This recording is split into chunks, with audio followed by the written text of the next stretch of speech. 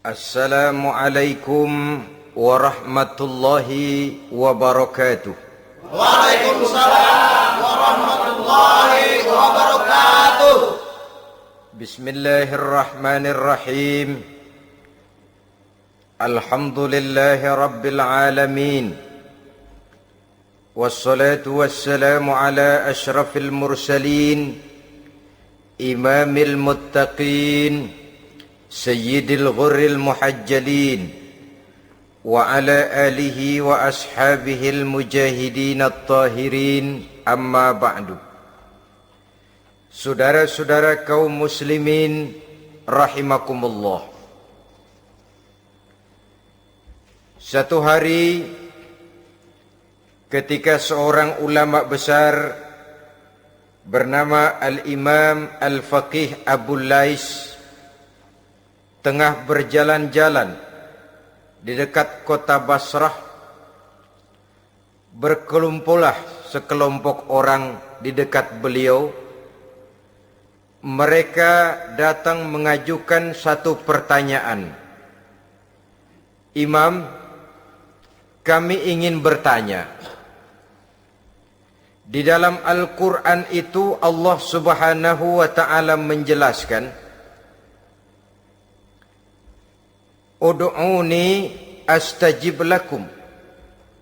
Berdoalah kepadaku, aku akan jawab doamu. Mintalah kepadaku, aku kabulkan permintaanmu. Itu dan begitu janji Allah di dalam Al-Quran. Kami, kata orang-orang tadi, sudah lama berdoa kepada Allah.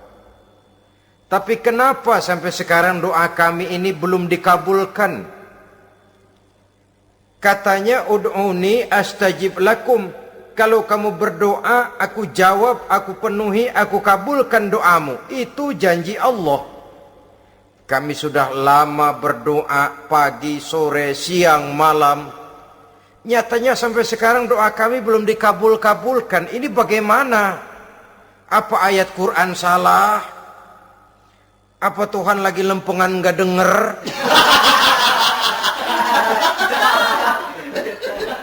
Apa doa kami yang terbalik? Kelihatannya sepele saja ini.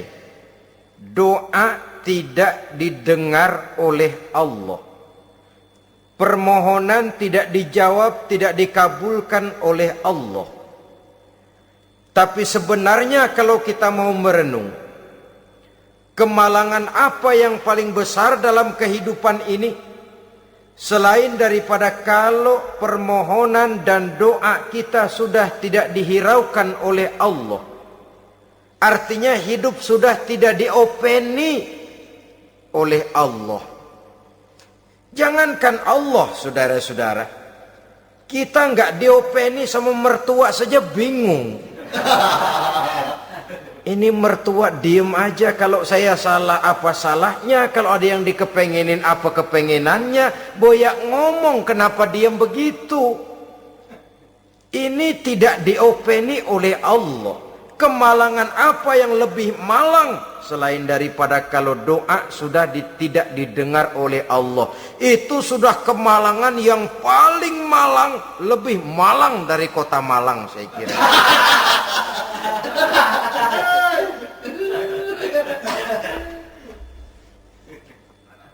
Menghadapi pertanyaan ini, Imam Al-Faqih Abu Lais senyum. Lalu beliau berkata, tuan-tuan, tahu kenapa doa tuan-tuan tidak dijawab, permohonan tidak dikabulkan? Allah sudah tidak memperdulikan tuan-tuan ini. Kami tidak tahu, Imam, maka kami bertanya. Begini, hati tuan-tuan itu mati. Dari hati yang mati, channel tidak nyambung kepada Allah.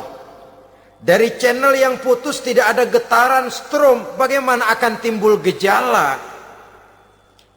Hatimu mati, jadi pantas kalau doa tidak dikabulkan, permohonan tidak dipenuhi, doa tidak terjawab, hatimu mati. Saudara-saudara kaum muslimin, dari hati yang mati ini, getaran tidak akan sampai ke hadratullah azza wa jalla. Nah, ini juga satu penyakit yang kita sangat khawatirkan, yaitu apabila hati kita sudah mati selagi jasad masih hidup. Artinya, jadilah kita bangkai berjalan di hadapan Allah subhanahu wa ta'ala. Sementara kita sangat disibukkan dengan menggali berbagai macam jenis obat penangkal penyakit zahir, dan kita kurang perhatian untuk mencari obat penangkal penyakit batin yang kalau diserang penyakitnya menghancurkan kehidupan abadi di akhirat nanti. Perkembangan ilmu kedokteran nyata benar diikuti dengan perkembangan jenis-jenis penyakit.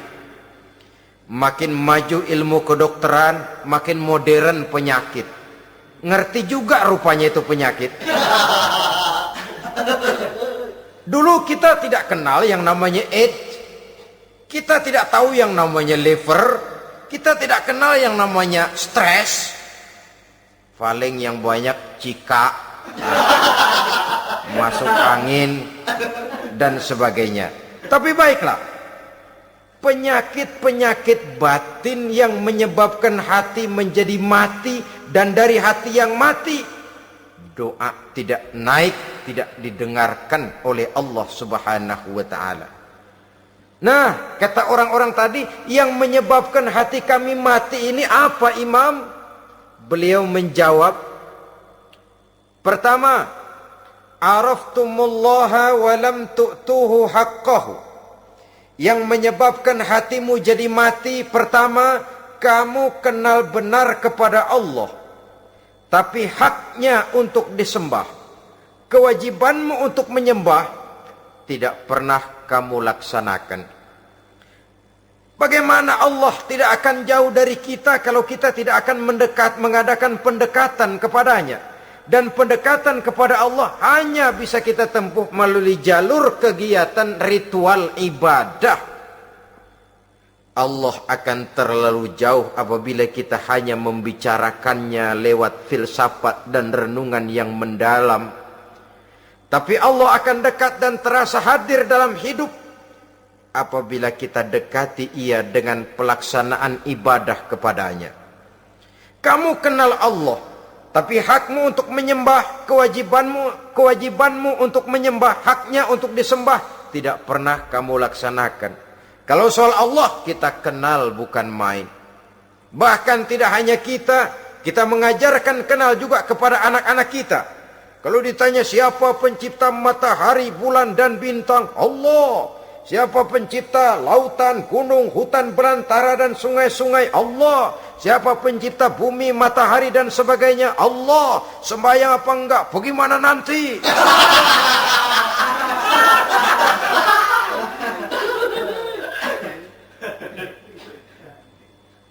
Tanpa pendekatan, Allah akan jauh.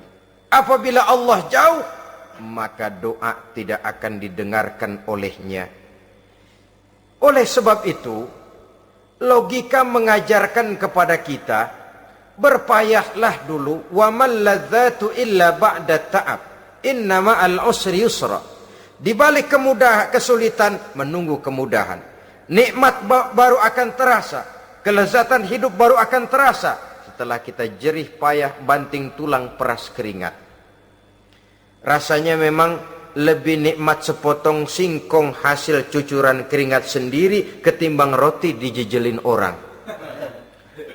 Ini berarti kita ingin mohon pertolongan kepada Allah, sementara dengan Allah sendiri kita jauh. Sama saja dalam kehidupan kita analoginya, saudara-saudara. Orang tidak kenal kepada saudara, tahu-tahu jauh dari saudara, tahu-tahu datang mau minjem duit. Apa kesan saudara? Enak aja, kenal enggak, dekat enggak, datang-datang mau minjem duit. Emang duit percetakan bapak lu?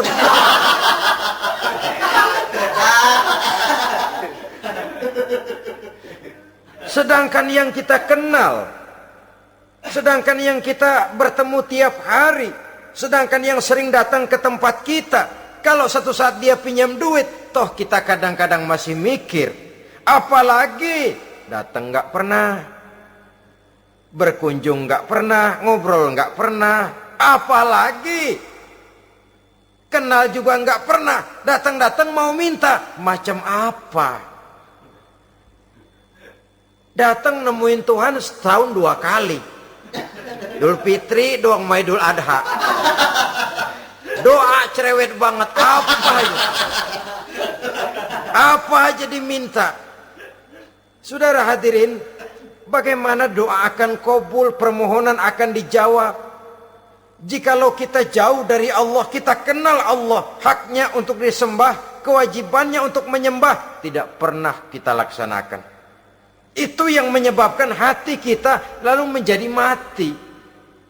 Padahal mengenal Allah, setelah mengenalnya, mengadakan pendekatan kepadanya melalui ritual ibadah yang dicontohkan oleh Rasulullah Sallallahu Alaihi Wasallam. Ini hal pertama yang menyebabkan hati jadi mati. Kamu terlalu kenal Allah tapi tidak pernah menyembah kepadanya. Sama aja orang kerja kagak, habis bulan mau minta gaji. Karena kita jitak palanya. Macam apa? Kerja enggak, tahu-tahu datang mau minta gaji. Kerja dulu yang baik, habis bulan baru enggak diminta pun memang sudah ada jatahnya. Ibadah dulu kita kepada Allah. Soal Allah memberikan karunia kepada kita, itu hak Allah. Apabila kita dekat dengannya, ibadah yang kita laksanakan benar, karunia itu akan datang kepada kita. Saudara-saudara, yang kedua yang menyebabkan hati jadi mati, qara'tumul Qur'an walam ta'malu bih. Kamu baca Al-Qur'an tapi ajarannya tidak pernah kamu amalkan. Kamu baca Quran tapi isinya kamu injak-injak.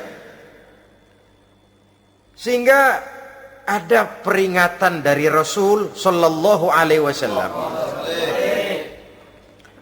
Beliau bersabda, "Iza azzamat ummatid dunya wa fi riwayatin dinaron wa dirhaman nuzi'at minha haibatul Islam.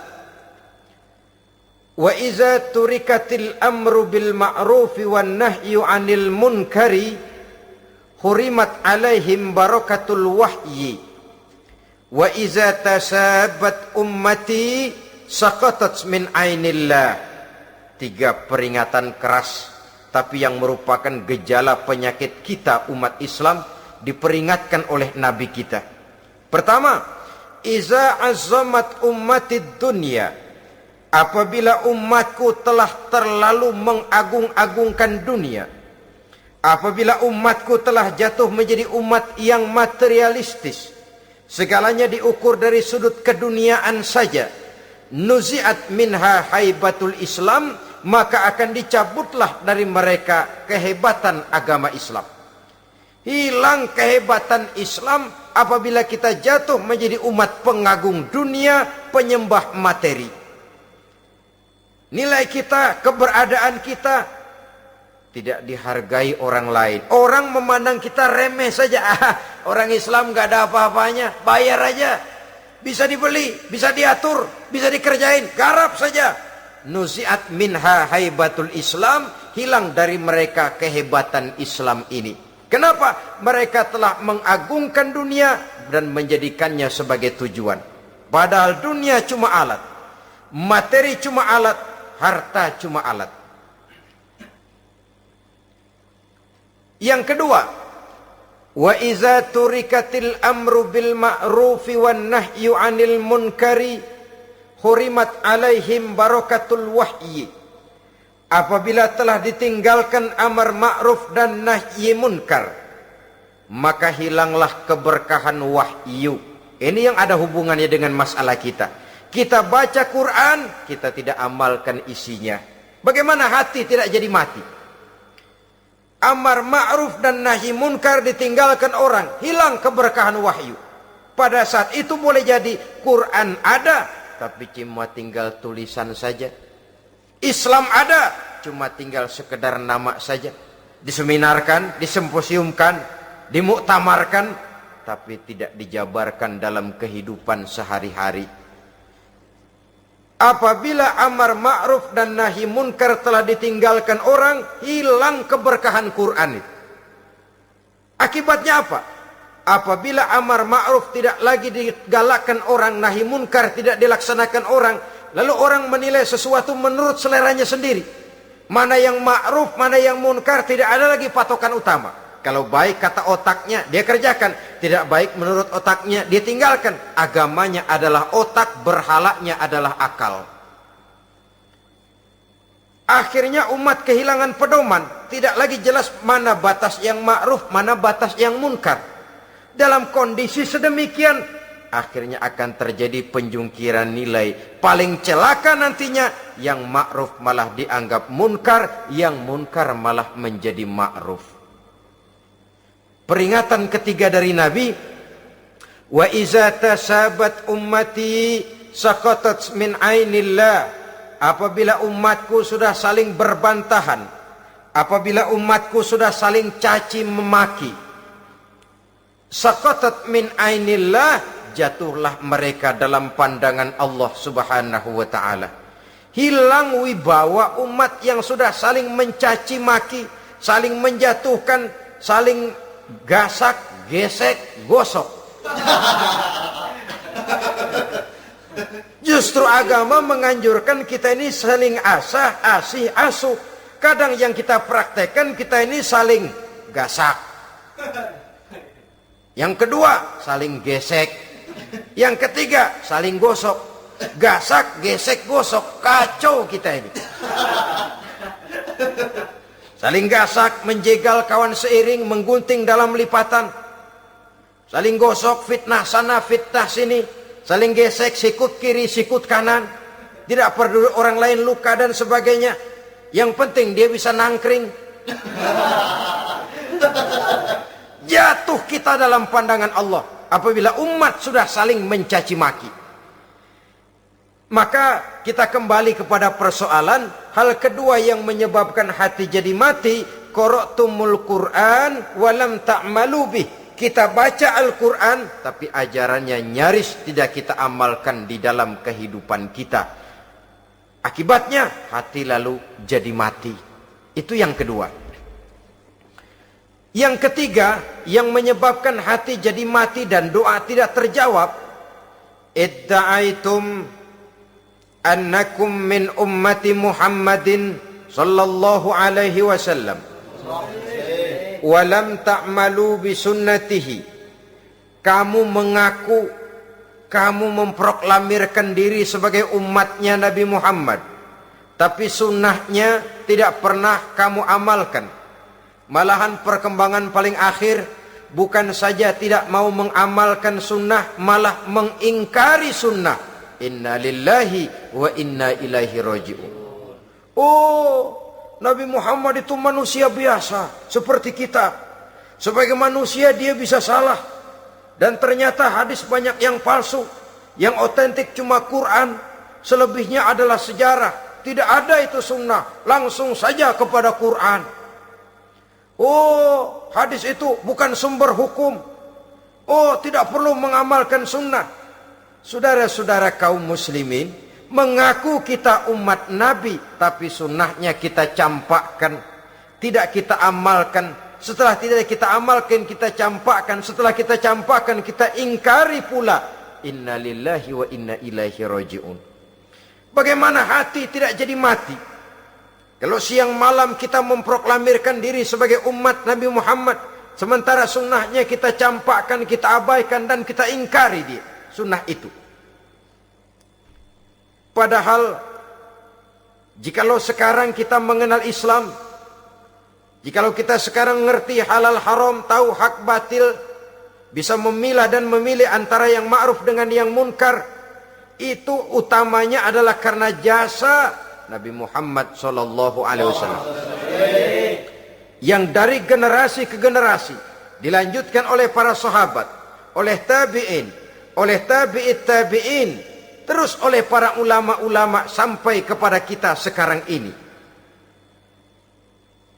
Walaupun beliau hanya berfungsi sebagai penyampai, tapi kepribadiannya dijadikan model oleh Allah Subhanahu wa taala di dalam kita melaksanakan kehidupan beragama. Bahwa beliau manusia seperti kita, memang dalam arti unsur biologisnya ya manusia, punya darah, punya daging, punya hati, punya perasaan, bisa sedih, bisa gembira, tetapi beliau itu termasuk basyarun la kal basyar, manusia yang tidak seperti manusia pada umumnya, punya spesifik. Dan itu wajar sebagai seorang Rasul pilihan Allah, apalagi merupakan Rasul pilihan dari sekian puluh pilihan. Bahwa jamrud itu batu memang, tapi nilainya kan berbeda dengan batu kolar. Satu truk batu kolar dengan barangkali segenggam batu jamrud, nilainya tentu jauh lebih mahal batu jamrud. Kalau soal batunya, sama batunya, tapi nilainya berbeda karena esensinya berbeda. Kita manusia, Nabi Muhammad juga manusia, sama manusianya memang, tapi kualitasnya, nilainya tentu jauh panggang daripada api. Itu sebabnya Allah menjadikan beliau sebagai model. Laqad kana lakum fi rasulillahi uswatun hasanah. Di dalam diri Rasul itu terdapat contoh teladan yang sangat baik bagi kita. Oleh karenanya, pada pertemuan kali ini, apabila kita konsekuen mengaku umat Nabi Muhammad, marilah konsekuen juga menegakkan sunnahnya. 3. Yang keempat, yang menyebabkan hati jadi mati dan doa tidak terjawab, akaltum ni'mata rabbikum walam tashkurulah. Tiap hari kamu makan nikmat Tuhanmu, tapi kamu tidak pernah mau bersyukur kepadanya, kepada Allah Subhanahu wa ta'ala. Nikmat Tuhan kita doyan banget, tidak pernah sehari dan sesaat pun terlepas diri dan hidup ini dari nikmat-nikmat yang diberikan Allah. Sejak kita bangun tidur sampai tidur kembali, bahkan tidur itu sendiri, di pasar, di sawah, di kantor, dimanapun kita berada, nggak pernah nikmat Allah berhenti. Hidup kita dalam alam diberikan segala fasilitas untuk menunjang kehidupan.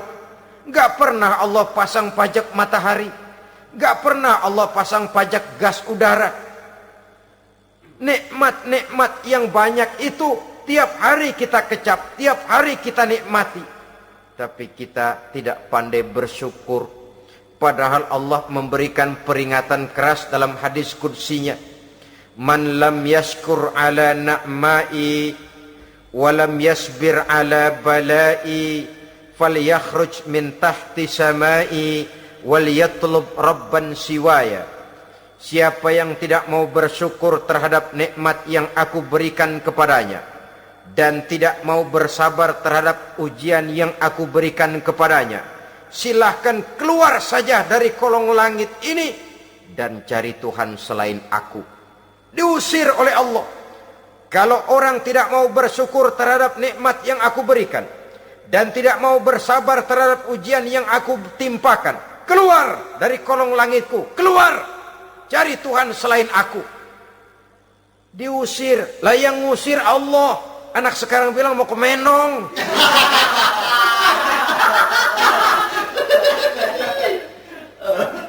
Kalau diusir kita dari Jakarta, masih bisa pindah ke Bandung. Diusir kita dari Bandung, bisa pindah ke Jogja, Solo. Diusir kita dari Indonesia, bisa pindah ke Singapura, Malaysia. Diusir dari kolong langit, mau cari langit mana lagi? Kalau kau tidak mau mensyukuri nikmatku, tidak sabar terhadap ujian yang aku berikan kepadamu, keluar saja, keluar dari kolong langitku ini, cari Tuhan selain aku. Kalau istilah kita mah Tuhan udah jengkel banget udah itu. Nikmatku, yang nikmat yang aku berikan kau makan, tapi kepadaku engkau tidak pernah mau bersyukur. Saudara-saudara kaum muslimin rahimakumullah, wajar. Kita dulunya tidak ada, sekarang ada, nikmat. Susunan biologis manusiawi kita demikian cantik, nikmat. Tinggal di bumi, fasilitas yang kita perlukan disediakan, tinggal kemampuan kita mengelolanya. Nikmat. Diberikan kita otak yang membedakan kita dengan binatang, nikmat. Diberikan kita agama, diutus para rasul untuk jadi model dalam kehidupan kita, nikmat. Kalau cara kita emang kurang apa sih? Apa yang kurang, hai manusia? Engkau tidak ada, aku adakan. Kalau aku perintahkan kau tinggal di bulan, mungkin kau tidak akan sanggup hidup. Begitu lahir juga kelepek-kelepek habis. Ya nggak ada HO2 toh di bulan, mau ngisap apa? Aku tinggalkan kau, aku perintahkan tinggal di permukaan bumi. Alamnya indah, fasilitas serba menunjang. Nikmati semuanya, semuanya untuk kamu, semuanya. Satu pintaku, syukuri nikmat yang aku berikan kepadamu. Ya bukan cuma syukur dalam ucapan, syukur dalam perbuatan. Banyak nikmat yang diterima, makin banyak dia sujud, makin banyak dia ruku, makin banyak dia mengadakan pendekatan kepada Allah. Syukur dalam artian berupa tindakan dan perbuatan, mempergunakan nikmat sesuai dengan kehendak yang memberikan nikmat itu sendiri kepada kita. Saudara-saudara kaum muslimin rahimakumullah, ini penyakit yang keempat. Kamu makan nikmat Tuhanmu, tapi kamu tidak pernah pandai bersyukur kepadanya, mensyukuri nikmat yang diberikan tadi. Bagaimana hati tidak jadi mati? Kita sibuk mempersolek jasmani, mencari obat penangkal penyakit zahir. Maka yang ramai di zaman sekarang, saudara lihat, salon, fitness, senam, macam-macam jenis. Tidak ada salahnya dan tidak ada jeleknya. Tapi kalau itu sampai melupakan kita kepada memperindah batin, memperbaiki jiwa, artinya bukankah kita perlahan tapi mempersiapkan diri menjadi bangkai berjalan di hadapan Allah. Dengan operasi plastik, yang pesek jadi mancung, yang sipit jadi belok, kulit keriput jadi kencang, pipi terlalu cekung bisa diatur. Saudara-saudara, tapi kalau hati yang rusak, jiwa yang rusak, kemana lagi kita akan berobat kalau bukan kepada agama? Maka hati itu jadi mati apabila kita selalu memakan nikmat Allah dan tidak pandai mensyukuri nikmat itu. Dari hati yang mati tidak akan ada getarannya. Oleh sebab itu doa tidak terjawab.